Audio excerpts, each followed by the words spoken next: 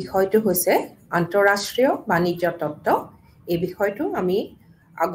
আগৰ দুটা ক্লাছত আমি আলোচনা কৰিছিলোঁ। আজি আমি এই বিষয়টো আজি আমি কণ্টিনিউ কৰিম। আজি আমি হেক্সা-অ'লিনৰ তত্ত্ব আৰু বিশ্ব বাণিজ্য সংস্থাৰ বিষয়ে আলোচনা কৰিম। এতিয়া আমি এটা কথা মন কৰিব লাগিব যে দুখন দেশৰ মাজৰ বাণিজ্যৰ যুক্তিযুক্ত বিচাৰি চোৱাটো হৈছে আমাৰ আন্তঃৰাষ্ট্ৰীয় অৰ্থবিজ্ঞানৰ এটা মূল উদ্দেশ্য। আন্তঃৰাষ্ট্ৰীয় অৰ্থবিজ্ঞানে দুখন দেশৰ মাজৰ বাণিজ্যৰ যুক্তিযুক্ত বিচাৰি চায়। আন্তঃৰাষ্ট্ৰীয় বাণিজ্য সম্পৰ্কে বৰ্তমানলৈ যিমানখিনি আমাৰ বৰ্তমানলৈ আগবঢ়োৱা বিভিন্ন ধৰণৰ আমাৰ বাণিজ্য সম্পৰ্কে বৰ্তমানলৈ আগবঢ়োৱা বেছিভাগ তত্ত্বৰে আমি ক'ব পাৰোঁ যে ৰিকাৰ্ডোৰ তত্ত্বটিৰ সৈতে এক যোগসূত্ৰ আছে। ঠিক সেইদৰে আমাৰ হেক্সা-অ'লিনৰ তত্ত্বটিও আমাৰ একে দৃষ্টিভংগীৰে আমি চাব পাৰোঁ যে এই তত্ত্বটিয়ে তুলনামূলক ব্যয় সুবিধা ধাৰণাটি এখন দেশৰ সম্পদৰ প্ৰাচুৰ্যতাৰ ক্ষেত্ৰখিনিলৈ সম্প্ৰসাৰিত কৰিছে। নব্য সংস্থাপিক যিখিনি আমাৰ ধ্যান বা ধাৰণা, এই সাধাৰণ গাঁথনিটো ব্যৱহাৰ কৰি তেওঁলোকে দেখুৱাইছে যে কিয় এখন দেশে কোনো এবিধ সামগ্ৰী ৰপ্তানি কৰে আৰু কিয় আন কিবা সামগ্ৰী বা আন এবিধ সামগ্ৰী সেই দেশখনে আমদানি কৰে। হেক্সা-অ'লিনৰ এই তত্ত্বটোত আমি আন্তৰ্জাতীয় বাণিজ্যৰ সাংস্থাপিক তত্ত্ব হিচাপে আমি গণ্য কৰিব পাৰোঁ আৰু এই তত্ত্বটিয়ে বিভিন্ন বা বহুত কেইটা আমাৰ গুৰুত্বপূৰ্ণ ধাৰণা এই তত্ত্বটোৱে আগবঢ়োৱা আমি দেখিছোঁ। হেক্সা-অ'লিনৰ আন্তঃৰাষ্ট্ৰীয় বাণিজ্য তত্ত্ব আমি নব্য সংস্থাপিক বুলি আমি ক'ব পাৰোঁ আৰু যাক হেক্সা-অ'লিনৰ তত্ত্ব হিচাপেও ইয়াক আমি কওঁ। আৰু এই ছুইডিছ অৰ্থনীতিবিদ এলি হেক্সাৰে 1919 চনত তেখেতে প্ৰকাশ কৰা বা তেখেতৰ প্ৰকাশিত এক নিবন্ধত তেখেতে এই তত্ত্বটি আগবঢ়াইছিলে। আৰু এই তত্ত্বগত ধাৰণাটো আমাৰ বাৰ্টিল অ'লিনে 1933 চনত তেখেতে প্ৰকাশ কৰা international trade and inter regional trade নামৰ এখন গৱেষণা পত্ৰত তেখেতে কিছু এই তত্ত্বটি সম্প্ৰসাৰণ কৰিছিলে আৰু কিছু উন্নত কৰি তেখেতে প্ৰকাশ কৰিছিলে। ৰিকাৰ্ডোৰ তুলনামূলক ব্যয় অনুসৰি আন্তঃৰাষ্ট্ৰীয় বাণিজ্য ভিত্তি হ'ল তুলনামূলক ব্যয় সুযোগ। কিন্তু ৰিকাৰ্ডোৱে এই ব্যাখ্যা যেতিয়া তেখেতে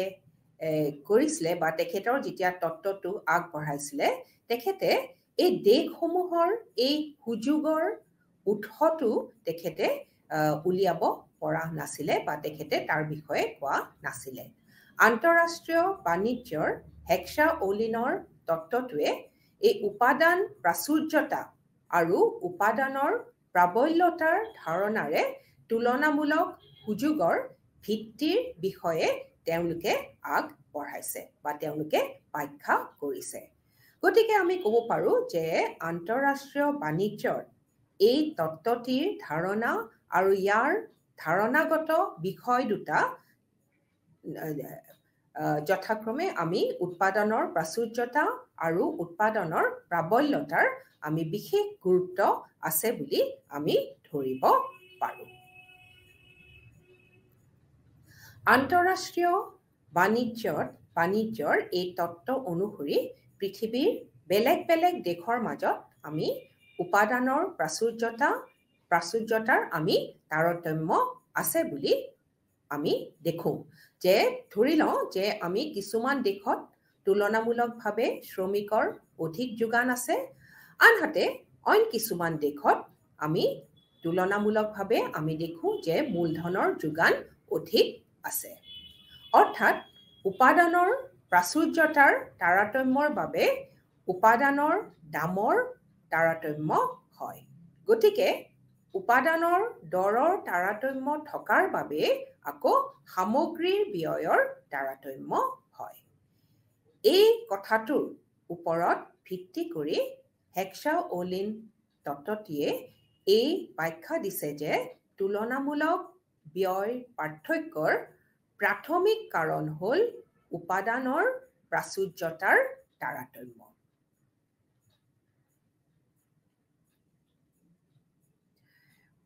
উপাদানৰ প্ৰাচুৰ্যতাৰ ভিন্নতা আৰু তাৰ বাবে এইবোৰৰ দৰৰ তাৰতম্যতাৰ বাবে আন্তঃৰাষ্ট্ৰীয় বাণিজ্য সম্পন্ন হয় এই কথাৰ ওপৰত ভিত্তি কৰি এই তত্ত্বটোৱে আৰু কৈছে যে এখন দেশে সেইবিধ সামগ্ৰী ৰপ্তানি কৰিব বা সেইবিধ সামগ্ৰী ৰপ্তানিৰ বাবে উৎপাদন কৰিব যিবিধ সামগ্ৰীৰ তুলনামূলকভাৱে উপলব্ধ উপাদান বেছি বা আমি ব্যৱহৃত আমি বেছিকে ব্যৱহাৰ কৰোঁ আৰু সেইদৰে এখন দেশে সেইবিধ সামগ্ৰী আমদানি কৰিব যিটো উৎপাদনত ব্যৱহাৰ হোৱা উপাদানৰ যোগান তুলনামূলকভাৱে কম বা দুষ্প্ৰাপ্য হেক্সা-ওলিনৰ তত্ত্বই বাণিজ্যৰ তুলনামূলক ব্যয় সুযোগক দুটা গুৰুত্বপূৰ্ণ ধাৰণাৰে ব্যাখ্যা কৰিছে এই দুটা আমি আগতে যি ধৰণে কৈ আহিছো এই দুটা গুৰুত্বপূৰ্ণ ধাৰণা হৈছে এটা হৈছে উপাদানৰ প্ৰাচুৰ্যতা আৰু আনটো হৈছে উপাদানৰ প্ৰাবল্যতা এতিয়া আহো আমি এই হেক্সা-ওলিনৰ তত্ত্বৰ অভিধাৰণাসমূহলৈ এতিয়া প্ৰথমতে ধৰি লোৱা হৈছে যে দুখন দেশ আছে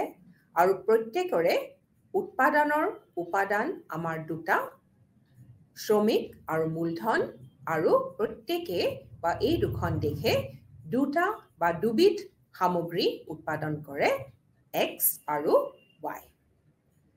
সামগ্ৰী আৰু উপাদান দুয়োৰে বজাৰ পূৰ্ণ প্ৰতিযোগিতামূলক সকলোবোৰ উপাদান প্ৰথম মাত্ৰাৰ সদৃশ্য তাৰ পিছৰ ধাৰণাটো হৈছে যে উপাদানসমূহ দেশখনৰ ভিতৰত গতিশীল কিন্তু বেলেগ দেশৰ মাজত ই অগতিশীল তাৰ পিছত অভিধাৰণাটো হৈছে দুখন দেশত উপাদানৰ যোগানৰ তাৰতম্য আছে প্ৰত্যেকবিধ সামগ্ৰীৰে উপাদানৰ প্ৰাবল্যতাৰ ক্ষেত্ৰত ভিন্নতা দেখা যায় বুলি ধৰি লৈছে এতিয়া আৰু এটা অভিধাৰণা হৈছে যে সামগ্ৰী ভেদে উৎপাদন ফলন বেলেগ বেলেগ কিন্তু এই কথাটো মন কৰিব লাগিব যে একেবিধ সামগ্ৰীৰ উৎপাদন ফলন কিন্তু আমাৰ একেই X আৰু Y যদি আমাৰ দুটা সামগ্ৰী হয় এই দুটা সামগ্ৰীৰ উৎপাদনৰ কৌশল বেলেগ বেলেগ কিন্তু দুয়োখন দেশত X সামগ্ৰী একে কৌশলেৰে উৎপাদন কৰা হয় ঠিক তেনেদৰে দুয়োখন দেশত Y সামগ্ৰীবিধ একে কৌশল ব্যৱহাৰ কৰি উৎপাদিত হয় তাৰ পিছত অভিধাৰণাটো হৈছে দুয়োখন দেশতে উপাদানৰ পূৰ্ণ নিয়োগ হয় মুক্ত বাণিজ্য অৰ্থাৎ কোনো ধৰণৰ শুল্ক বা অশুল্ক নাথাকে কোনো ধৰণৰ পৰিবহন ব্যয় নাই আৰু শেষৰ অভিধাৰণাটো হৈছে যে দুয়োখন দেশত উপভোক্তাৰ অগ্ৰাধিকাৰ একেই এতিয়া আহো আমি উপাদানৰ প্ৰাচুৰ্যতা এতিয়া আমি কৈছো যে দুখন দেশ আছে অৰ্থাৎ দুই দেশৰ আমাৰ আৰ্হিত যদি আমি কওঁ যে এক নম্বৰ দেশ মূলধন প্ৰাচুৰ্য সম্পন্ন এই বুলি ক'লে আমি ইয়াকে বুজো যে মুঠ শ্ৰমিক অৰ্থাৎ টিএলৰ বিপৰীতে সেই দেশখনত মুঠ মূলধন অৰ্থাৎ টিকেৰ অনুপাত অৰ্থাৎ টিকে হৰণ টিএল এক নম্বৰ দেশত দুই নম্বৰ দেশতকৈ অধিক এই বিশ্লেষণত আমি এটা কথা মন কৰিব লাগিব যে এই ক্ষেত্ৰত আমি মূলধন আৰু শ্ৰমিকৰ চৰম পৰিমাণ আমি ধৰা নাই চৰম পৰিমাণ নহয় কিন্তু মুঠ শ্ৰমিকৰ পৰিমাণৰ বিপৰীতে মুঠ মূলধন পৰিমাণৰ অনুপাতৰ কথাহে আমি ইয়াত কৈছো দুই নম্বৰ দেশৰ তুলনাত এক নম্বৰ দেশত কম পৰিমাণৰ মূলধন থাকিব পাৰে তথাপি এক নম্বৰ দেশ মূলধন প্ৰাচুৰ্য সম্পন্ন হ'ব পাৰে যদিহে এক নম্বৰ দেশত টিএলৰ বিপৰীতে টিকে দুই নম্বৰ দেশতকৈ বেছি হয় উৎপাদন ফলন এটাই উৎপাদনৰ উপাদান আৰু মূলধন অৰ্থাৎ কে শ্ৰমিক অৰ্থাৎ এল আৰু সামগ্ৰীৰ পৰিমাণৰ মাজৰ সম্পৰ্ক দেখুৱায় এতিয়া বস্তুগত হিচাপত উপাদানৰ প্ৰাচুৰ্যতা উৎপাদনৰ সম্ভাৱনীয়তা ৰেখা বা উৎপাদনৰ সীমাৰেখাৰ সহায়ত আমি বুজাব পাৰো আৰু এইটোকে আমি এক নম্বৰ চিত্ৰত দেখুৱাইছো এক নম্বৰ চিত্ৰলে মন কৰিলে আমি পাওঁ যে এই চিত্ৰত আমি দুখন দেশ লৈছো আৰু দুবিধ সামগ্ৰী আমি ধৰিছো আৰু দুটা উৎপাদনৰ আৰ্হিৰ প্ৰেক্ষাপটত এক উৎপাদন সম্ভাৱনীয় ৰেখা আমি দেখুৱাইছো কে অক্ষয় আমাৰ মূলধন আৰু এল অক্ষয় আমাৰ শ্ৰমিকক আমাৰ দেখুৱাইছে বা প্ৰতিনিধিত্ব কৰিছে আমাৰ তেনেদৰে আমি x আৰু y দুবিধ সামগ্ৰী উৎপাদন কৰা হয় আৰু এই চিত্ৰত এক নম্বৰ দেশ হ'ল মূলধন প্ৰাচুৰ্য সম্পন্ন আৰু সেইবাবে উৎপাদন সীমাৰেখাডাল কে অক্ষৰ অভিমুখী আৰু ঠিক সেইদৰে দুই নম্বৰ দেশখন হৈছে আমাৰ শ্ৰমিক প্ৰাচুৰ্য সম্পন্ন আৰু সেইবাবে উৎপাদন সম্ভাৱনীয় সীমাৰেখাডাল এল অক্ষৰ অভিমুখী এতিয়া এই চিত্ৰত আমি দেখিব পাইছো যে y সামগ্ৰী মূলধন প্ৰধান অৰ্থাৎ ক্যাপিটেল ইন্টেনসিভ আৰু x সামগ্ৰী হৈছে আমাৰ শ্ৰমিক প্ৰধান অৰ্থাৎ লেবাৰ ইন্টেনসিভ এতিয়া আমি যদি চাও মন কৰো যে এই P1 আৰু আৰু দুই নম্বৰ দেশৰ ঘৰুৱা দৰ ৰেখা এতিয়া এই ভাৰসাম্য বিন্দু ই আৰু এটা ভাৰসাম্য বিন্দু হৈছে এ এই ভাৰসাম্য বিন্দু ই আৰু এ হ'ল ভোগ আৰু উৎপাদনৰ বিন্দু আমি দৰ ৰেখা P1 আৰু P2 ই দেখুৱাই যে y সামগ্ৰী এক নম্বৰ দেশত সস্তা আৰু x সামগ্ৰীবিধ দুই নম্বৰ দেশত সস্তা ইয়ে হ'ল আন্তঃৰাষ্ট্ৰীয় বাণিজ্যৰ ভিত্তি আমি এতিয়া চিত্ৰ এক নম্বৰ চিত্ৰত আমি এই চিত্ৰখনত আমি দেখিছো যে এক নম্বৰ দেশে OA পৰিমাণৰ y সামগ্ৰী উৎপাদন কৰিব আৰু এই OA পৰিমাণৰ y সামগ্ৰী আমাৰ দুই নম্বৰ দেশৰ OC পৰিমাণতকৈ বেছি অৰ্থাৎ CA পৰিমাণ অধিক অৰ্থাৎ আমাৰ এক নম্বৰ দেশে OA পৰিমাণৰ y সামগ্ৰী উৎপাদন কৰিব আৰু এই সামগ্ৰীখিনি দুই নম্বৰ দেশতকৈ CA পৰিমাণ অধিক একে সময়তে দুই নম্বৰ দেশে OD পৰিমাণৰ X সামগ্ৰী উৎপাদন কৰিব আৰু 1 নম্বৰ দেশতকৈ BD পৰিমাণ অধিক এই বস্তুৰ দৰৰ তাৰতম্য উদ্ভৱ হোৱাৰ কাৰণ হ'ল উৎপাদন ব্যয় 1 নম্বৰ দেশখনে মূলধন প্ৰধান সামগ্ৰী বেছিকৈ প্ৰস্তুত কৰিব পাৰে কাৰণ 1 নম্বৰ দেশখন হৈছে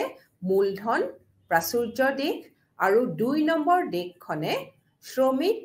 প্ৰাচুৰ্য সম্পন্ন সামগ্ৰী বেছিকৈ উৎপাদন কৰিব বা প্ৰস্তুত কৰিব কাৰণ 2 নম্বৰ দেশখন হৈছে শ্ৰমিক প্ৰাচুৰ্য সম্পন্ন দেশ এতিয়া এখন দেশ তেতিয়াহে আমি মূলধন প্ৰাচুৰ্য সম্পন্ন বুলি কম বা তেতিয়াহে সেই দেশখন মূলধন প্ৰাচুৰ্য সম্পন্ন হ'ব যেতিয়া শ্ৰমিকৰ দৰৰ বিপৰীতে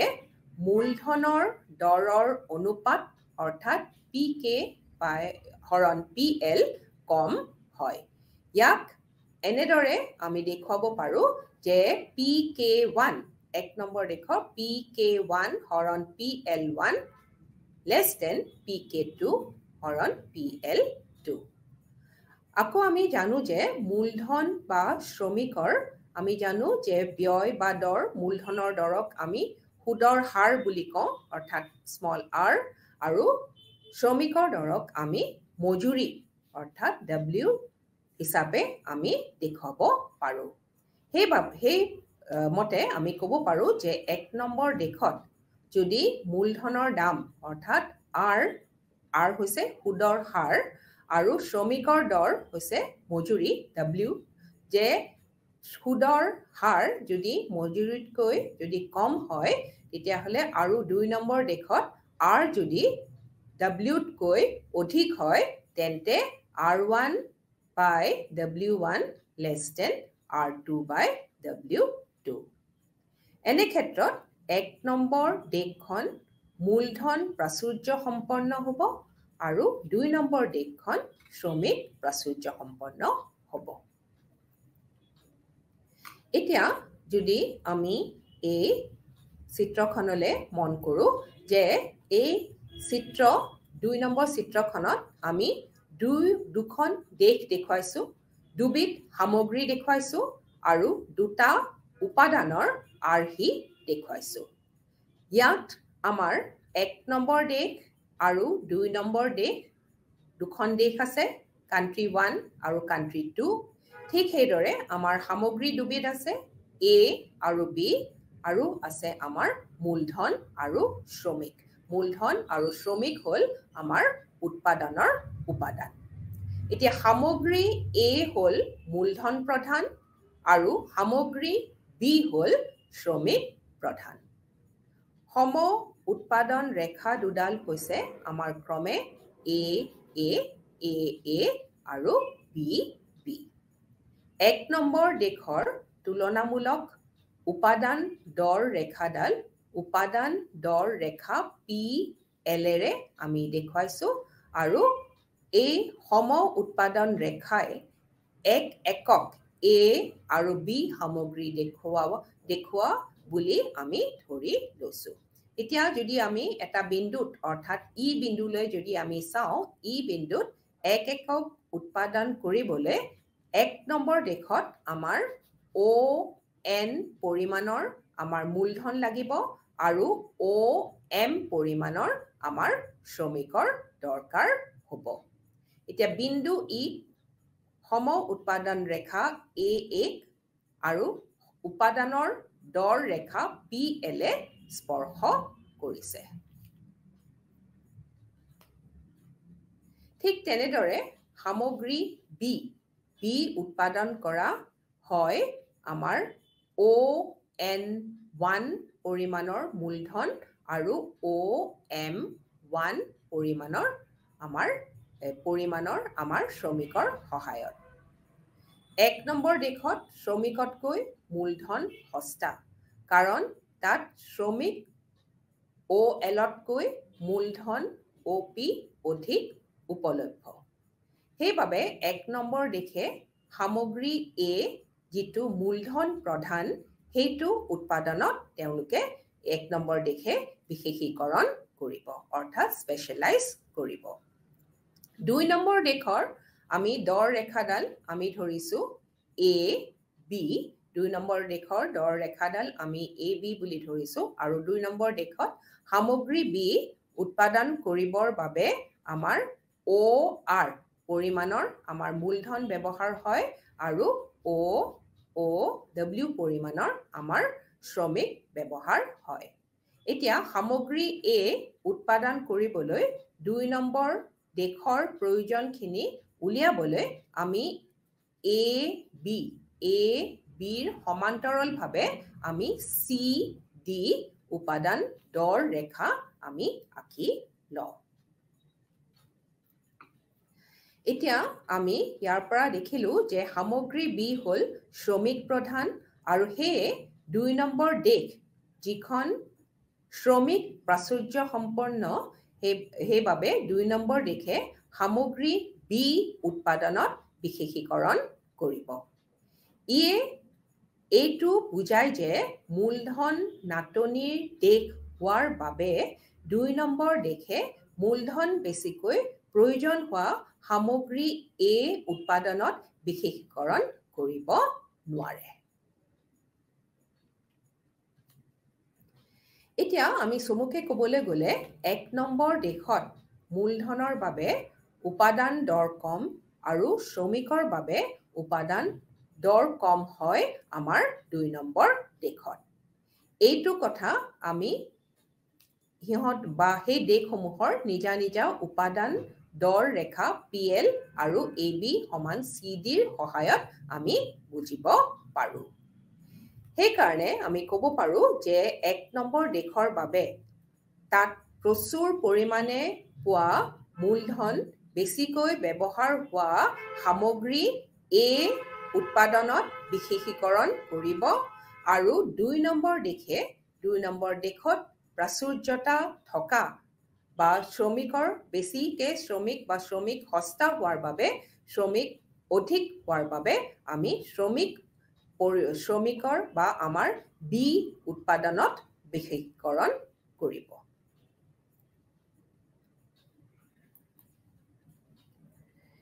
এতিয়া আমি উপাদানৰ প্ৰাবল্যতালৈ আহো যে উপাদানৰ প্ৰাবল্যতা মানে হ'ল কোনো এবিধ সামগ্ৰী উৎপাদন কৰিবলৈ ব্যৱহাৰ কৰা বিভিন্ন উপাদানৰ তুলনামূলক অনুপাত এতিয়া উপাদানৰ প্ৰাবল্যতাই ব্যাখ্যা কৰে যে সামগ্ৰী উৎপাদনত শ্ৰমিকৰ তুলনাত আমি কিমান পৰিমাণৰ মূলধন ব্যৱহাৰ কৰো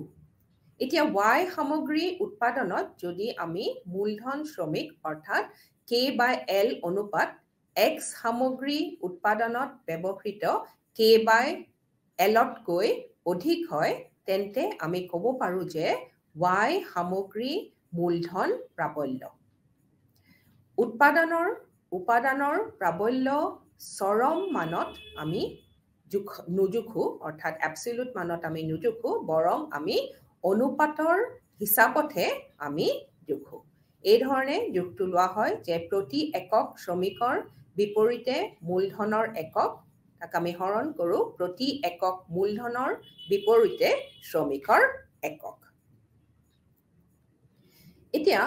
আমি এইখন তালিকালৈ যদি আমি মন কৰো ইয়াত আমি দেখো যে Y সামগ্ৰী উৎপাদনত আমাক 4 একক মূলধন আমাৰ দৰকাৰ আমি সামগ্ৰী মূলধন শ্ৰমিক আৰু মূলধন আৰু সামগ্ৰী আমি শ্ৰমিকৰ অনুপাত লৈছো এতিয়া আমি ইয়াত দেখিছো যে Y সামগ্ৰী উৎপাদনত আমাক 4 একক মূলধন লাগে আৰু 4 একক আমাৰ শ্ৰমিকৰ প্ৰয়োজন অৰ্থাৎ মূলধন শ্ৰমিকৰ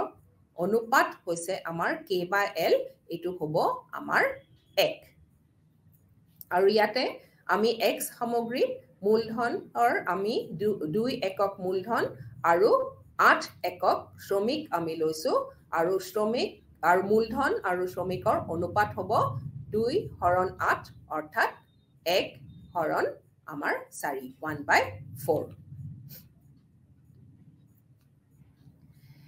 ঠিক তেনেদৰে আমি X সামগ্ৰী উৎপাদনত যদি আমি 2K অৰ্থাৎ 2 একক আমি মূলধন আৰু 8 একক যদি আমি শ্ৰমিক উপাদানৰ প্ৰয়োজন হয় তেন্তে মূলধন শ্ৰমিকৰ অনুপাত হ'ব 1/4 ঠিক অনুপাতসমূহ আমি Y সামগ্ৰী অৰ্থাৎ K/L হ'ব 4K/4L = 1 আৰু X সামগ্ৰীৰ বাবে K/L হ'ব 2K/8L =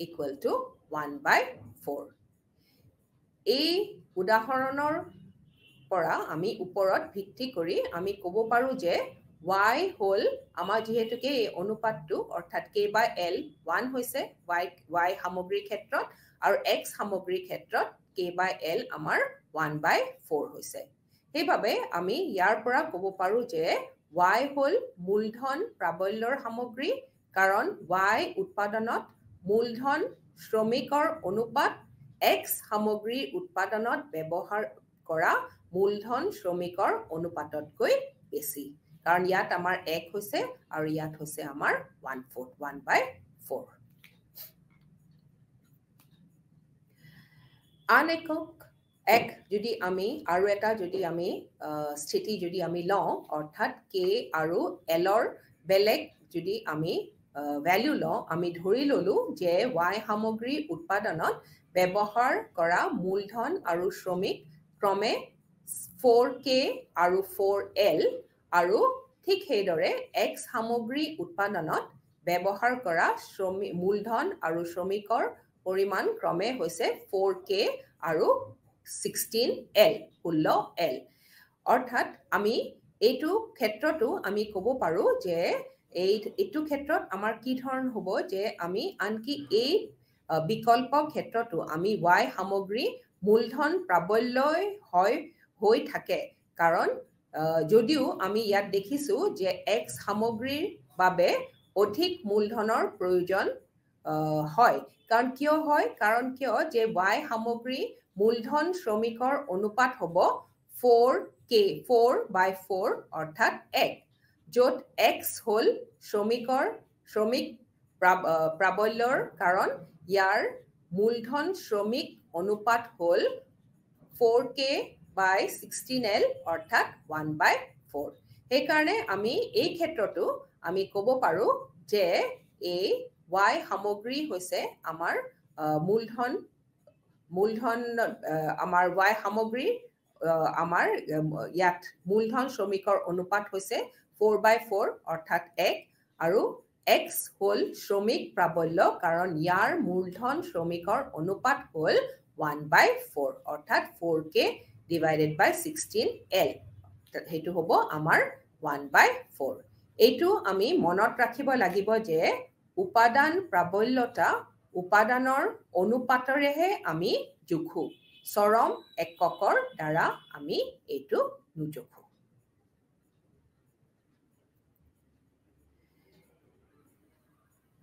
এতিয়া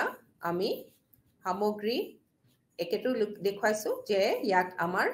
Y সামগ্ৰী উৎপাদন কৰিবলৈ মূলধনৰ 4 একক মূলধন লৈছো আৰু ইয়াত 4 একক শ্ৰমিক লৈছো আৰু K/L ৰ অনুপাত হৈছে আমাৰ 1 ঠিক সেইদৰে X সামগ্ৰীৰ বাবে আমাৰ মূলধন 4 একক আৰু শ্ৰমিকৰ আমি 16 একক আমি শ্ৰমিক ব্যৱহাৰ কৰিছো আৰু মূলধন শ্ৰমিকৰ অনুপাত হৈছে আমাৰ 1/4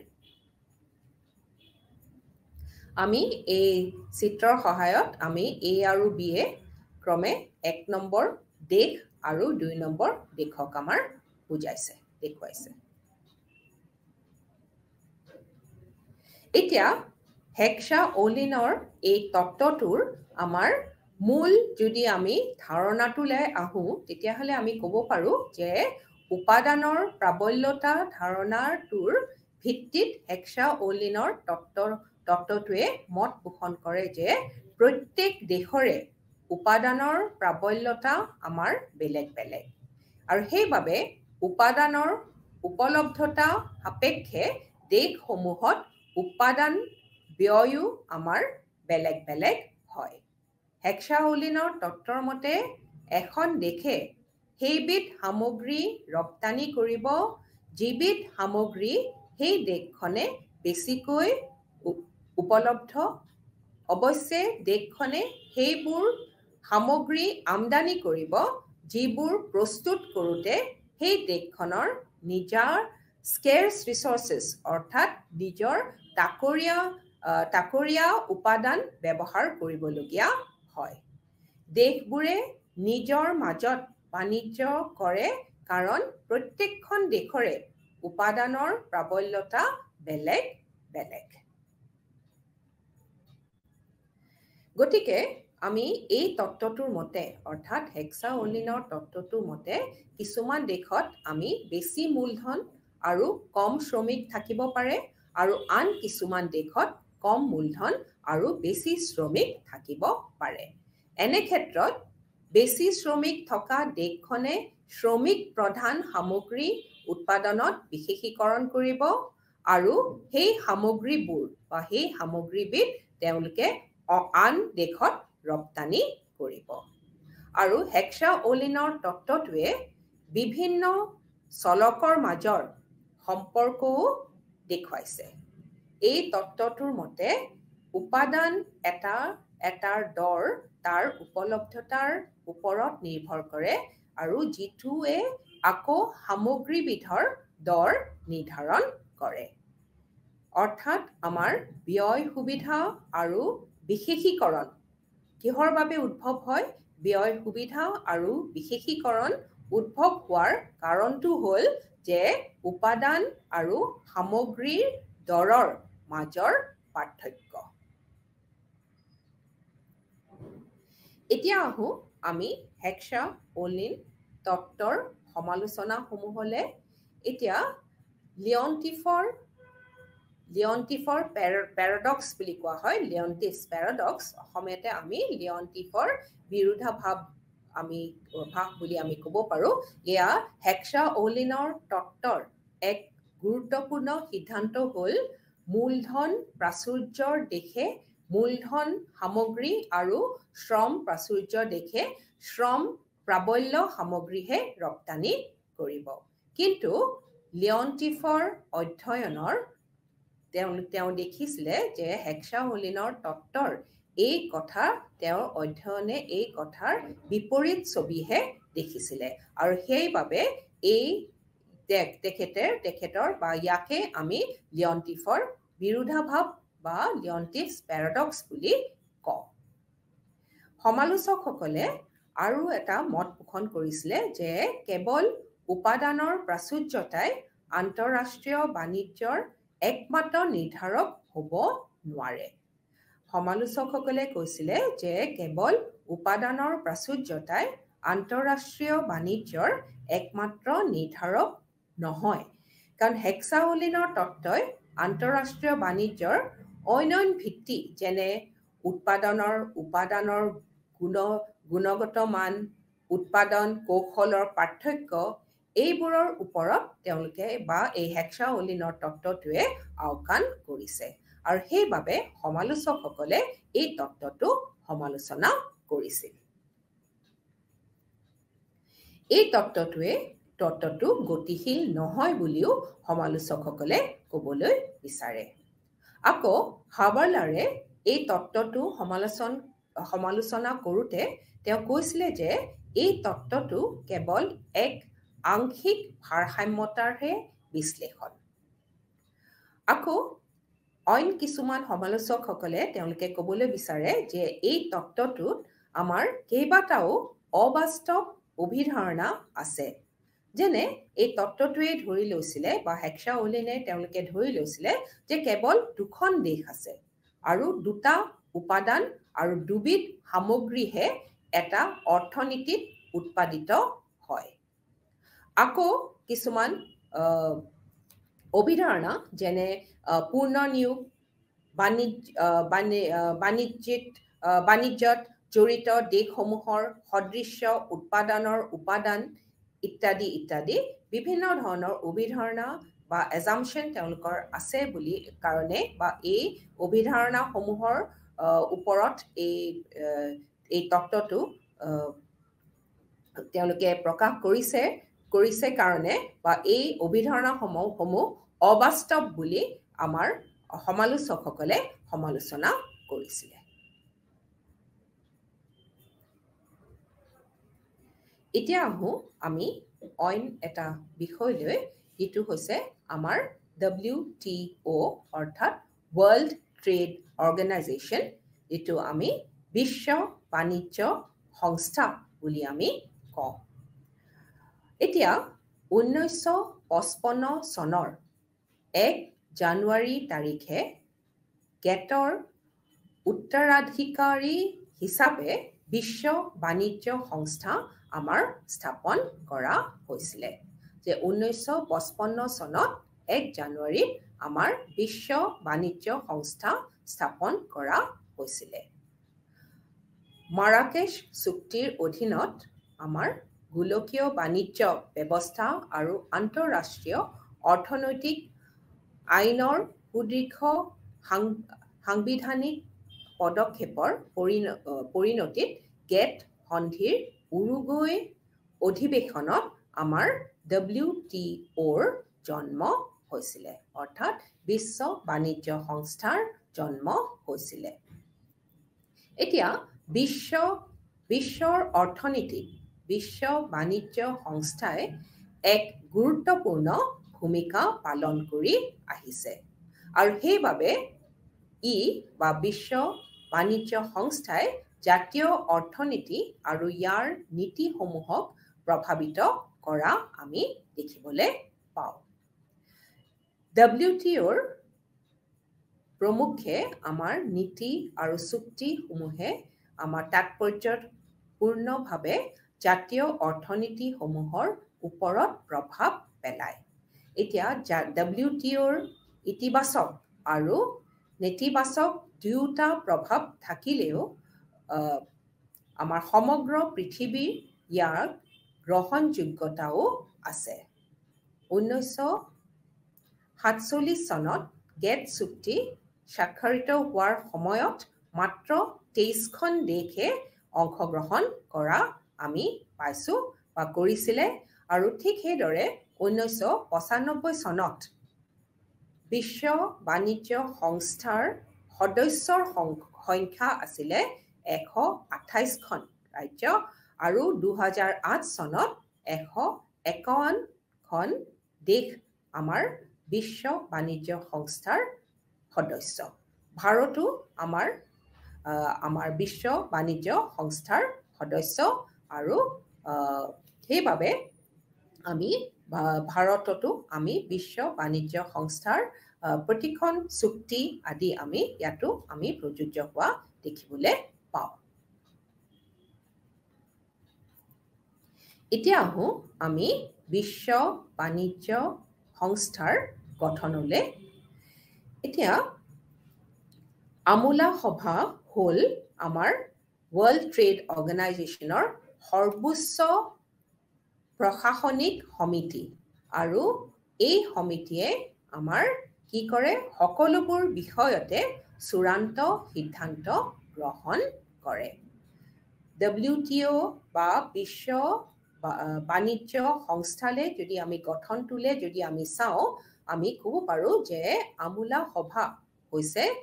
WTOৰ অৰ্থাৎ বিশ্ব বাণিজ্য সংস্থাৰ সৰ্বোচ্চ প্ৰশাসনিক সমিতি, আৰু যিয়ে সকলোবোৰ বিষয়তে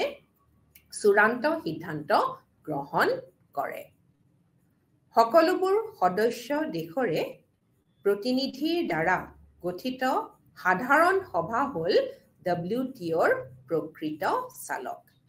WTOৰ প্ৰকৃত চালক হৈছে এখন সাধাৰণ সভা। এই সাধাৰণ সভাত সকলোবোৰ দেশৰে বা এই সকলোবোৰ সদস্য দেশৰে প্ৰতিনিধি বা প্ৰতিনিধিত্ব থাকে, অৰ্থাৎ সকলোবোৰ সদস্য দেশৰে প্ৰতিনিধিৰ দ্বাৰা গঠিত সাধাৰণ সভা হ'ল WTOৰ অৰ্থাৎ বিশ্ব বাণিজ্য সংস্থাৰ প্ৰকৃত চালক। আকৌ আমি পাওঁ যে বিশ্ব বাণিজ্য সংস্থাৰ তিনিটা পৰিষদ আছে। এক নম্বৰ হৈছে সেৱাৰ বাণিজ্য পৰিষদ, 2 নম্বৰ হৈছে বৌদ্ধিক সম্পত্তিৰ অধিকাৰ আৰু বাণিজ্যৰ সৈতে সম্পৰ্কিত পৰিষদ আৰু তৃতীয়টো হৈছে সাধাৰণ পৰিষদ। WTOৰ তিনিটা পৰিষদ আছে, সেৱাৰ বাণিজ্য পৰিষদ, বৌদ্ধিক সম্পত্তি অধিকাৰ আৰু বাণিজ্যৰ সৈতে সম্পৰ্কিত পৰিষদ আৰু শেষৰটো হৈছে সাধাৰণ পৰিষদ। আমোলা সভাই 4 বছৰৰ বাবে নিয়োগ কৰা সঞ্চালক প্ৰধানৰ নেতৃত্বত বিশ্ব বাণিজ্য সংস্থাই সচিবালয়ে ইয়াৰ প্ৰশাসন কাৰ্য পৰিচালনা কৰে। WTOৰ অৰ্থাৎ বিশ্ব বাণিজ্য সংস্থাৰ বাৰ্ষিক বাজেট আৰু বিত্তীয় অনুলেখ সঞ্চালক প্ৰধানে বাজেট, বিত্তীয় আৰু প্ৰশাসন সমিতিৰ ওচৰত পুনৰীক্ষণৰ আৰু নিৰীক্ষণৰ বাবে উত্থাপন কৰে আৰু সাধাৰণ পৰিষদৰ চূড়ান্ত অনুমোদনৰ বাবে উপস্থাপন কৰে। এতিয়া আহোঁ আমি WTOৰ সুফলসমূহলৈ। এতিয়া বিশ্বৰ ৰপ্তানিৰ বজাৰত ভাৰতৰ অংশ বৃদ্ধি পাইছিল আৰু ইয়াৰ সুবিধাসমূহ লাভ কৰিছিল। ভাৰতে WTOৰ সদস্য হৈ বিশ্ব ৰপ্তানিৰ বজাৰত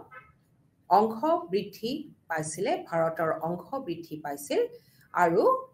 ইয়াৰ সুবিধাসমূহৰ অৰ্থাৎ বিশ্ব ৰপ্তানি বজাৰৰ সুবিধাসমূহ ভাৰতে লাভ কৰিছিল। দেশীয় ৰাজসাহায্য আৰু বাণিজ্য প্ৰতিবন্ধকতাৰ হ্ৰাসৰ বাবে বিশ্বৰ কৃষিজাত সামগ্ৰীৰ দৰ বৃদ্ধিৰ কাৰণে ভাৰতীয় কৃষিজাত সামগ্ৰীৰ ৰপ্তানিৰ সম্ভাৱনা বৃদ্ধি পাইছিল। ভাৰতৰ প্ৰায়বোৰ গুৰুতৰ কৃষি উন্নয়ন আঁচনি কৃষি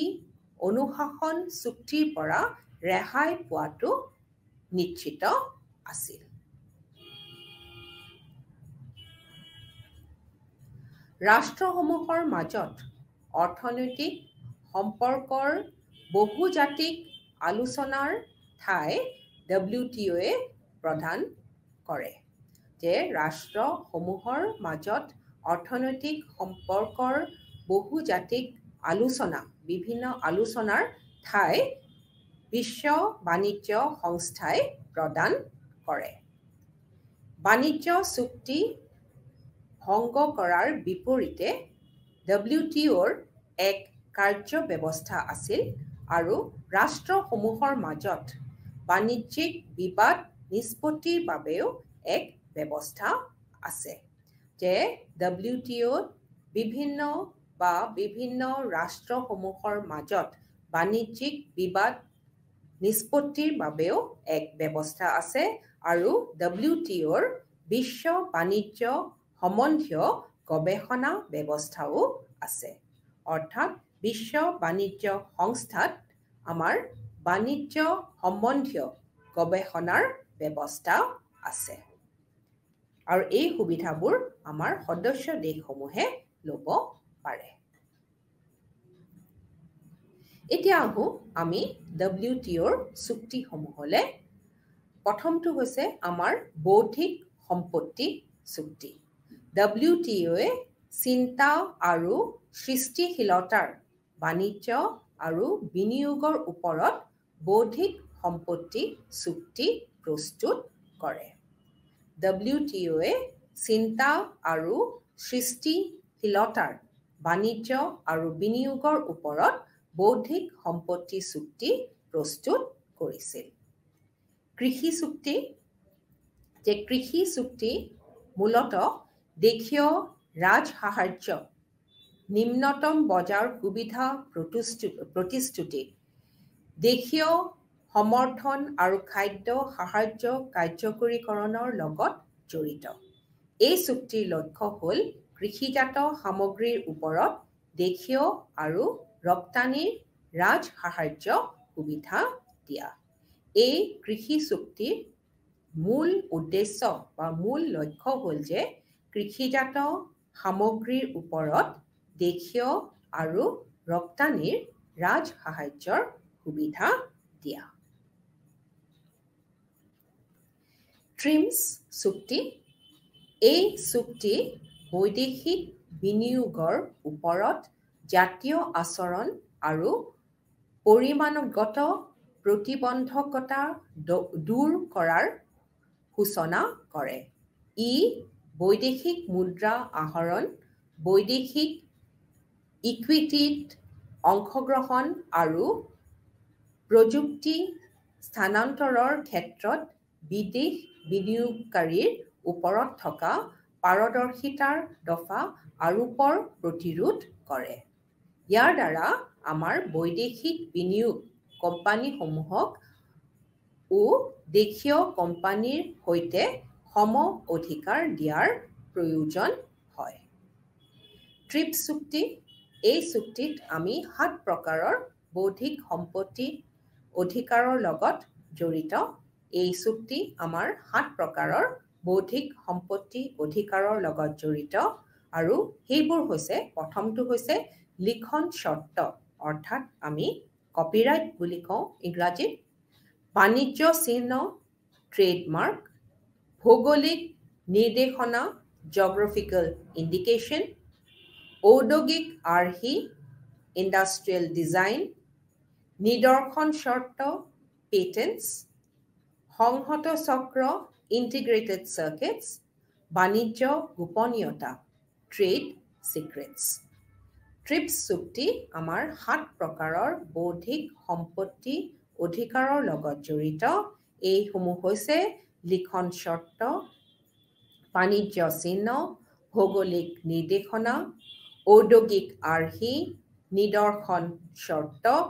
সংহত চক্ৰ আৰু বাণিজ্য গোপনীয়তা।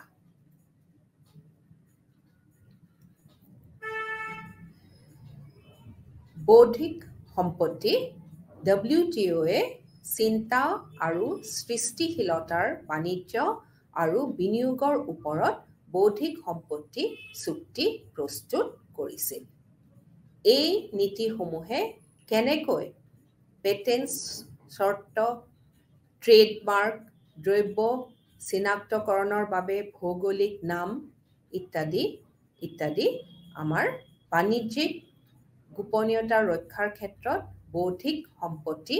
সুৰক্ষিত কৰাৰ ব্যৱস্থা নিশ্চিত কৰিছিল। আৰু আমাৰ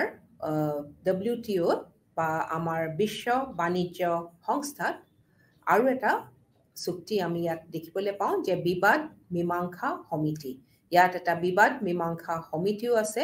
WTOয়ে বিবাদ মীমাংসা কৰিবৰ বাবে আমাৰ বিবাদ মীমাংসা সমিতি এটাও স্থাপন কৰিছে।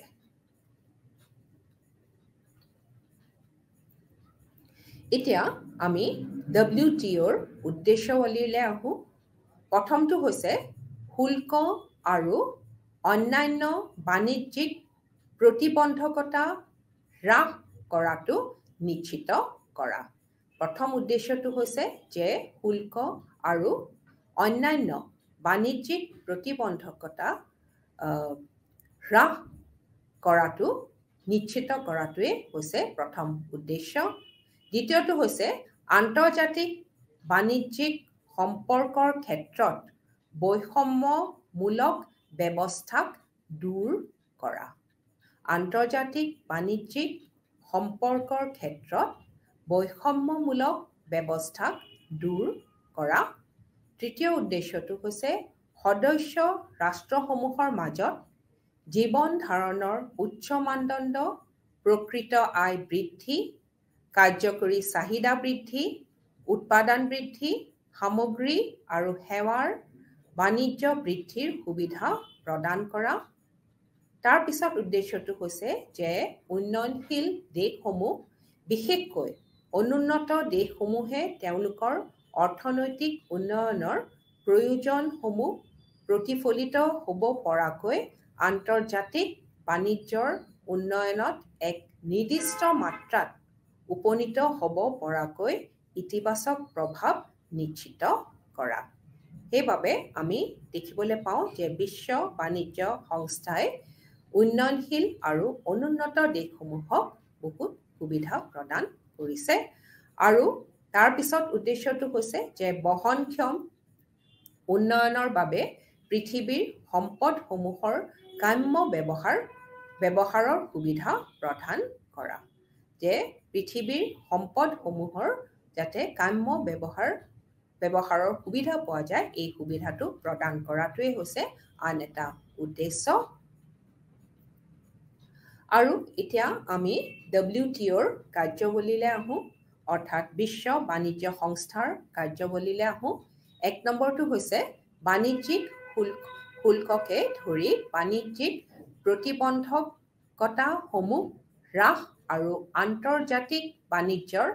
সম্পৰ্কৰ ক্ষেত্ৰত বৈষম্যতা দূৰ কৰাৰ বাবে সুনিৰ্দিষ্ট আচৰণ বিধি প্ৰস্তুত কৰা। দ্বিতীয়টো হৈছে সুনিৰ্দিষ্ট বিধিৰ কাৰ্যত পৰিণত কৰা। তৃতীয়টো সন্ধি আৰু উত্তৰোত্তৰ ব্যৱসায় শিথিলকৰণৰ বাবে IMF আৰু বিশ্ব বেংক আৰু ইয়াৰ আনুষংগিক অনুষ্ঠানসমূহৰ সৈতে সহযোগিতা স্থাপন কৰা। আৰু তাৰ পিছত কাৰ্যটো হৈছে যে বাণিজ্য সম্পৰ্কীয় বিবাদ নিষ্পত্তি কৰা। বাণিজ্য সম্পৰ্কীয় বিবাদসমূহ নিষ্পত্তি কৰাটোৱে হৈছে WTOৰ এটা প্ৰধান কাৰ্যৱলী। আৰু এই WTOৰ এইসমূহ আমি কাৰ্যৱলী দেখিবলৈ পাওঁ। আৰু এতিয়া আমি WTO অৰ্থাৎ বিশ্ব বাণিজ্য সংস্থাৰ আমি ইতিমধ্যে তাৰ বিশ্ব বাণিজ্য সংস্থাৰ চুক্তিসমূহৰ বিষয়ে আমি পালোঁ, সুফলসমূহৰ বিষয়ে আমি পালোঁ, উদ্দেশ্যসমূহ আমি পালোঁ, কাৰ্যৱলীসমূহ আমি পালোঁ। এতিয়া শেষত আমি আহিছোঁ যে এই WTOৰ আমাৰ অৰ্থাৎ বিশ্ব বাণিজ্য সংস্থাৰ সমালোচনাসমূহলৈ বা আমাৰ ইয়াত সমালোচনাত্মক আমি সমীক্ষাবোৰলৈ আমি আহিছোঁ। প্ৰথমতে ইয়াত সমালোচনা কৰা হৈছে যে WTOৰ গঠনত চূড়ান্ত অসমতা লক্ষ্য কৰা যায়। অৰ্থাৎ WTOৰ গঠনত চূড়ান্ত অসমতা আছে বুলি আমাৰ সমালোচকসকলে সমালোচনা কৰে। আৰু উন্নত ৰাষ্ট্ৰসমূহে তেওঁলোকৰ খেতিয়কক ৰাজসাহাৰ্য প্ৰদান কৰে, কিন্তু উন্নয়নশীল ৰাষ্ট্ৰসমূহৰ খেতিয়কে চৰকাৰৰ পৰা কেতিয়াও ৰাজসাহাৰ্য আশা কৰিব নোৱাৰে আৰু সেয়ে ৰপ্তানিৰ ক্ষেত্ৰত তেওঁলোকৰ অসুবিধা হোৱা আমি দেখিবলৈ পাওঁ। ৰপ্তানিৰ ক্ষেত্ৰত অসুবিধাৰ সন্মুখীন তেওঁলোকে হোৱা আমি দেখিবলৈ পাওঁ। WTO আমি আন্তৰ্জাতিক আইন প্ৰণয়নৰ ক্ষমতা দিয়া হৈছে, কিন্তু কেৱল মাত্ৰ উন্নত ৰাষ্ট্ৰসমূহে তেওঁলোকৰ স্বাৰ্থ সিদ্ধিত কৃতকাৰ্যতা লাভ কৰা আমি দেখিবলৈ পাইছোঁ। আৰু সেইবাবে আমাৰ এই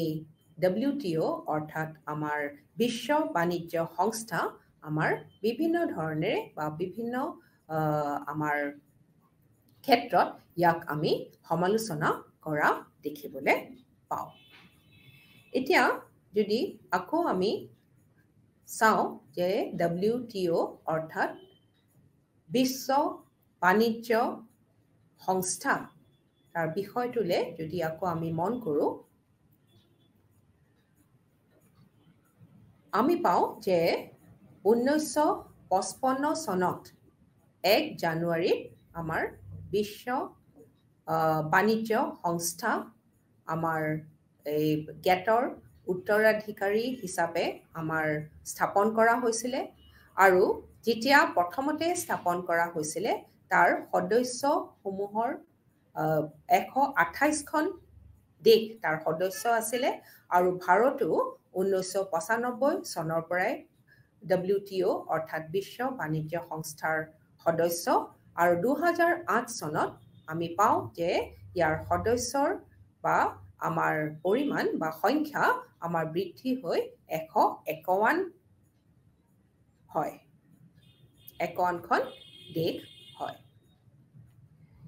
এতিয়া আমি গঠনৰ কথা আমি ইতিমধ্যে আলোচনা কৰিলো আমি পাওঁ যে ইয়াত আমোলা সভা হ'ল আমাৰ WTOৰ সৰ্বোচ্চ প্ৰশাসনিক সমিতি আৰু সকলোবোৰ সদস্য দেশে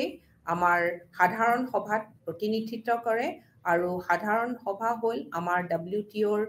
প্ৰকৃত চালক আৰু ইয়াত আমি দেখিলো যে WTOৰ আমাৰ পৰিষদ আমাৰ তিনিখন আছে বা তিনিটা পৰিষদ আছে এটা হৈছে আমাৰ সেৱাৰ বাণিজ্য পৰিষদ বৌদ্ধিক সম্পত্তিৰ অধিকাৰ আৰু বাণিজ্যৰ সৈতে সম্পৰ্কিত পৰিষদ আৰু আনটো হৈছে আমাৰ সাধাৰণ পৰিষদ আৰু আমি পালো যে আমোলা সভাই 4 বছৰৰ বাবে নিয়োগ কৰা সঞ্চালক প্ৰধানৰ নেতৃত্বত আমাৰ WTOৰ সচিবালয় ইয়াৰ প্ৰকাশন কাৰ্য পৰিচালনা কৰে ঠিক সেইদৰে আমি ইয়াৰ সুফলসমূহত আমি পাওঁ যে বিশ্বৰ ৰপ্তানি বজাৰত আমাৰ ভাৰতৰ অংশ বৃদ্ধি পাইছে আৰু ইয়াৰ সুবিধাসমূহো ভাৰতে লাভ কৰিব সক্ষম হৈছে আৰু আমাৰ ভাৰতৰ প্ৰায়বোৰ গুৰুত্বৰ কৃষি উন্নয়ন আঁচনি কৃষি অনুশাসন চুক্তিৰ পৰা ৰেহাই পোৱাটো আমাৰ নিশ্চিত আছিল আমি ঠিক সেইদৰে আৰু এটা সুফল আছে যে ৰাষ্ট্ৰসমূহৰ মাজত অৰ্থনৈতিক সম্পৰ্কৰ বহু জাতিক আলোচনাৰ ঠাই আমাৰ WTO বা আমাৰ বিশ্ব বাণিজ্য সংস্থাই প্ৰদান কৰে এইটো এটা অতিশয় গুৰুত্বপূৰ্ণ কথা আমাৰ চুক্তিসমূহৰ ভিতৰত আমি পালো আমি বিভিন্ন চুক্তিৰ বিষয়ে ইতিমধ্যে আমি আলোচনা কৰিলো যে এক নম্বৰ হৈছে আমাৰ বৌদ্ধিক সম্পত্তিৰ চুক্তি তাৰপিছত কৃষি চুক্তি তাৰ উপৰিও আমাৰ ট্ৰিপছ চুক্তি আছে ঠিক সেইদৰে আমাৰ বৌদ্ধিক সম্পত্তি আমাৰ বিবাদ মীমাংসা সমিতিও আমাৰ আছে আৰু এতিয়া আমাৰ উদ্দেশ্যসমূহৰ বিষয় যদি আমি কওঁ যে আমি বিভিন্ন ধৰণৰ উদ্দেশ্য বা ওয়াৰ্ল্ড ট্ৰেড অৰ্গানাইজেশন বা বিশ্ব বাণিজ্য সংস্থাৰ আমাৰ বিভিন্ন গুৰুত্বপূৰ্ণ উদ্দেশ্যসমূহ আমি ইতিমধ্যে আলোচনা কৰিলো তাৰ উপৰিও আমি কাৰ্যৱলীৰ বিষয়েও আমি আলোচনা কৰিলো এতিয়া বাণিজ্যিক শুল্ককে ধৰি বাণিজ্যিক প্ৰতিবন্ধকতাসমূহ হ্ৰাস আৰু আন্তৰ্জাতিক বাণিজ্যৰ সম্পৰ্কৰ ক্ষেত্ৰত বৈষম্যতা দূৰ কৰাৰ বাবে আমাৰ সুনিৰ্দিষ্ট আচৰণ বিধি WTO অৰ্থাৎ আমাৰ বিশ্ব বাণিজ্য সংস্থাই প্ৰস্তুত কৰিছে আৰু আমাৰ বাণিজ্য সম্পৰ্কীয় বিবাদ আমাৰ নিষ্পত্তি কৰাটোৱে এটা প্ৰধান কাৰ্য বুলিও WTOয়ে ধৰি লৈছে ইয়াৰ পিছত আমি WTOৰ সমালোচনা কৰা কি ধৰণে সমালোচনা কৰা হৈছিলে সেই বিষয়ে আমি আলোচনা কৰিলো এতিয়া প্ৰথম সমালোচনাটো হৈছে যে WTOৰ গঠনত আমাৰ চূড়ান্ত আমি অসমতা লক্ষ্য কৰা গৈছে বা লক্ষ্য কৰা যায় দ্বিতীয়তে আমি উন্নত ৰাষ্ট্ৰসমূহে তেওঁলোকৰ খেতিয়কক ৰাজ সাহায্য তেওঁলোকে প্ৰদান কৰে কিন্তু যদি আমি উন্নয়নশীল বা অনুন্নত ৰাষ্ট্ৰসমূহলৈ চাওঁ তেতিয়াহ'লে আমি দেখো যে খেতিয়কে চৰকাৰৰ পৰা কেতিয়াও আমাৰ ৰাজ সাহায্য আশা কৰিব নোৱাৰে আৰু সেইভাবে তেওঁলোকৰ ৰপ্তানি ক্ষেত্ৰত অসুবিধাৰ সন্মুখীন হোৱা আমি দেখিবলৈ পাওঁ আৰু শেষত আমি সমালোচনা কৰা বিষয়টো হৈছে যে WTO আন্তৰ্জাতিক আইন প্ৰণয়নৰ ক্ষমতা দিয়া হৈছে কিন্তু কেৱল মাত্ৰ উন্নত ৰাষ্ট্ৰসমূহে তেওঁলোকৰ স্বাৰ্থৰ সিদ্ধিত কৃতকাৰ্যতা লাভ কৰা আমি দেখিবলৈ পাইছো এই ধৰণৰে আমাৰ WTO অৰ্থাৎ বিশ্ব বাণিজ্য সংস্থাত আমাৰ বিভিন্ন ধৰণৰে সমালোচনা কৰা আমি পাওঁ ইমানখিনিয়ে আছিলে আজি আমাৰ বিষয়বস্তু আমি ইতিমধ্যে আজি আমি আন্তঃৰাষ্ট্ৰীয় বা আন্তৰ্জাতিক বাণিজ্যৰ বিষয়ে আমি 2-3টা ক্লাছত আমি আলোচনা কৰিলোঁ আজিলৈ ইমানেই আছিলে ধন্যবাদ নমস্কাৰ থ্যাংক ইউ